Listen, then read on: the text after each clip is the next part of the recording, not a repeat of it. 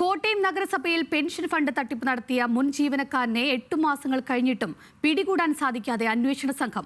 കൊല്ലം സ്വദേശിയായ അഖിൽ സി വർഗീസാണ് അന്വേഷണ സംഘത്തിന് പിടികൊടുക്കാതെ ഒളിവിൽ തുടരുന്നത്. 3 കോടിയോളം രൂപയാണ് നഗരസഭയിൽ നിന്ന് ഇയാൾ തട്ടിപ്പ് നടത്തി കൈക്കലാക്കിയത്.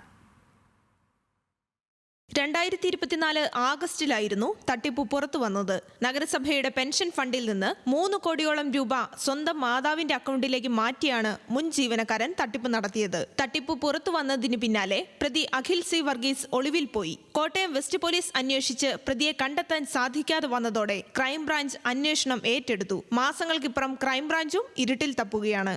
അന്നേരം ഇത്ര വലിയൊരു അഴിമതി അല്ലെങ്കിൽ ഒരു 3 കോടി രൂപ അല്ലെങ്കിൽ 240 കോടി രൂപ എന്നൊക്കെ പറഞ്ഞ് വെളിയിൽ വരുമ്പോൾ നമുക്ക് സ്വപ്നത്തിൽ പോലും ചിന്തിക്കാൻ പറ്റുന്നില്ല.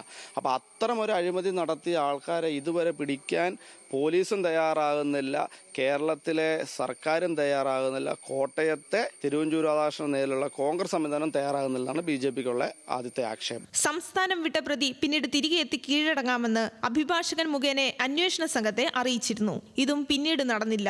വിദേശത്തേക്ക് കടക്കാനുള്ള ശ്രമം തടയാനുള്ള നടപടികൾ പോലീസ് സ്വീകരിച്ചിരുന്നു. അതിനാൽ അഖിൽ സി വർഗീസ് ഇപ്പോഴും രാജ്യം വിട്ടിട്ടില്ല എന്നാണ് പോലീസ് നിഗമനം. പ്രതി മൊബൈൽ ഫോൺ, ATM കാർഡ് എന്നിവ ഉപയോഗിക്കാത്തതുകൊണ്ട് ആ വഴിയുള്ള അന്വേഷണത്തിന് സാധിച്ചിട്ടില്ല.